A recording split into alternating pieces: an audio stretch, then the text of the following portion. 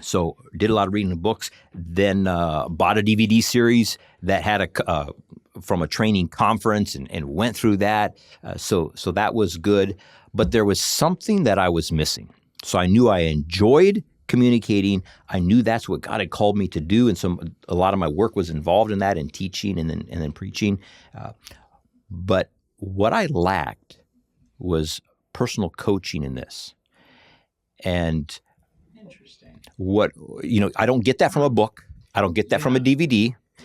And what can happen is we don't realize how we're coming across until somebody who knows communication listens to us, watches us, and then speaks into it.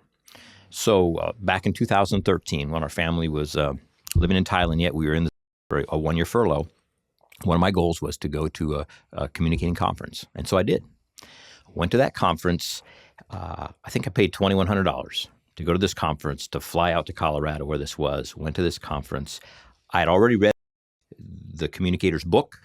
I already had his DVD series, so I didn't learn anything new through the sessions, because I'd been through it all, I devoured it all. But what I wanted to get was that individual coaching. And at this conference, you were part of a speech group, and you had a speech coach.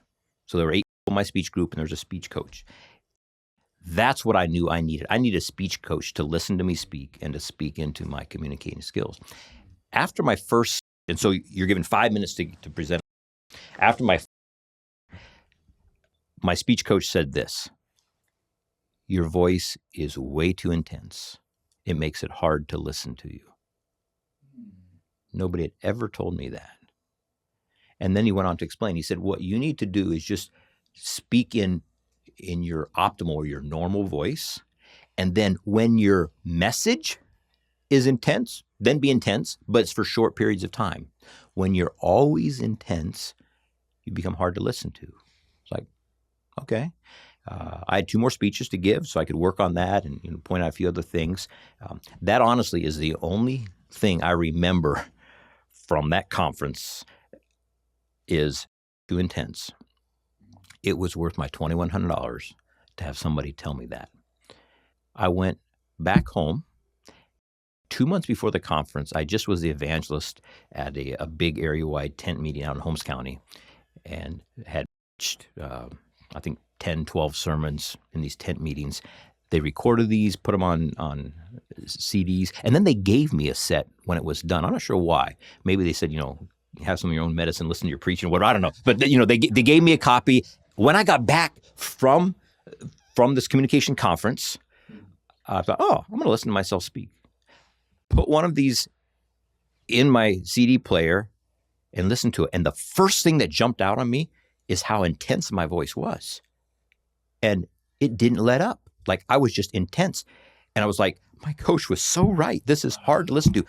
I shut it off, and I never listened to another one of those CDs. It's like, it hurt. I'm like, oh no, what did I put all these people through? And so I say that to say, if we're going to develop ourselves as communicators, we got to have feedback into saying, look, this is how you're coming across. Because in our minds, we can think, this is what I said, and this is what I meant, and this is how I said it. But the true gauge is, what did your audience hear you say? How did they hear you say it? And when you think about it as communicators, there's very few places where you get that. So if you're a team leader at a business and you lead in communicating to your staff, who in your staff is going to come to you after a meeting and say, you know what, this is how you're coming across, or this is a weakness, this is a distraction. They don't really want to do that then.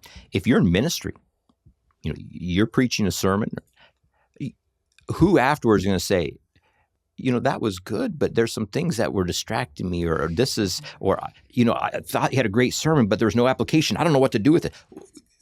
What happens is we have almost no place to get personal feedback into our communication. Therefore, I'll continue in my bad habit of being intense all the time unless somebody says it.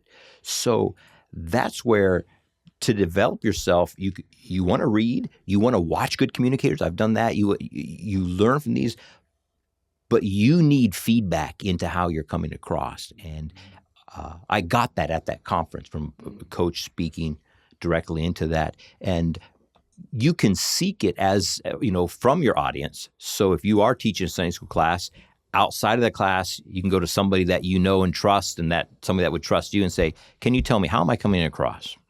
What are some things that I could work on? And you can give people permission to give that. As a preacher, you can do that.